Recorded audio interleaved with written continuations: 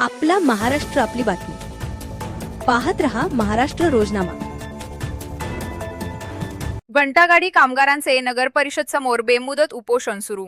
नगरपालिकेच्या घंटागाडी कामगारांच्या विविध मागण्या प्रलंबित असल्याचा आरोप करत घंटागाडी कामगारांनी शुक्रवार 14 ऑगस्ट पासून नगर परिषद कार्यालयासमोर बेमुदत उपोषण सुरू केले आहे। घंटागाडी कामगार प्रतिनिधी विनोद इंगळे यांनी यापूर्वी नगर परिषदेचे मुख्याधिकारी व संबंधित वरिष्ठ अधिकाऱ्यांना निवेदन देऊन विविध मागण्या मांडल्या होत्या। मागण्यांवर कार्यवाही न झाल्याने कामगारांनी स्मरणपत्रही दिले होते। मात्र त्यानंतरही अपेक्षित कार्यवाही झाली नसल्याचा आरोप कामगारांनी केला आहे। कामगारांच्या मागण्यांमध्ये बंद असलेल्या 13 घंटागाड्या पुन्हा सुरू कराव्यात, कामावरून कमी करण्यात आलेल्या 26 कामगारांना पुन्हा कामावर घ्यावे, तसेच त्यांचे थकीत वेतन अदा करावे यासह अन्य मागण्यांचा समावेश आहे। तसेच नगर परिषदेचे मुख्याधिकारी डॉक्टर प्रशांत शेळके यांच्या विरोधात निलंबन व चौकशीची मागणीही निवेदनातून करण्यात आली आहे। या मागण्या 13 ऑगस्ट पर्यंत पूर्ण न झाल्यास 14 ऑगस्ट पासून नगर परिषद कार्यालयासमोर बेमुदत उपोषण करण्यात येईल असा इशारा कामगारांनी यापूर्वी दिला होता।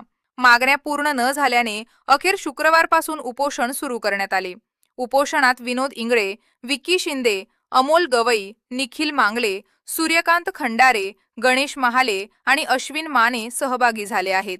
कामगारांच्या मागण्यांबाबत नगर परिषद प्रशासनाची अधिकृत भूमिका अद्याप स्पष्ट झालेली नाही।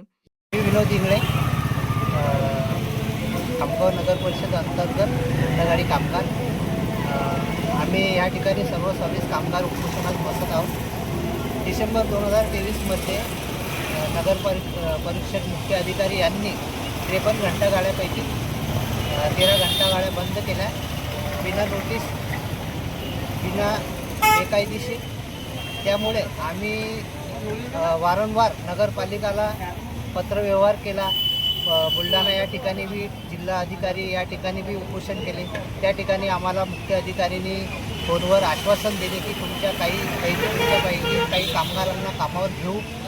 इथं आल्यानंतर त्यांनी सांगितलं या ठिकाणी कोणत्याच प्रकारची वेकेन्सी नाही आहे। त्यानंतर आम्ही पुन्हा त्यांना पत्र दिलं, 36 दिवसाचा कालावधी दिला। त्याच्यात आम्ही 2020 पासून 26 पर्यंतची थकबाकी ही किमान वेतनची फरकाची ही नगरपालिकेने द्यायला पाहिजे, कारण मुख्य मालक हे नगरपालिका आहेत। आणि आम्ही यांना वारंवार पत्र देऊन आज 36 दिवस पूर्ण झाले आहेत, तरी नगरपालिकेने कोणत्याच प्रकारचा खुलासा केला नाही। त्या कारणास्तव आज आम्हाला या ठिकाणी नाईलाजास्तव उपोषणात बसत आहे। अशाच आणि विश्वासार्ह बातम्यांसाठी आमच्या चॅनलला सबस्क्राइब करा, व्हिडिओला लाईक करा आणि शेअर करायला विसरू नका।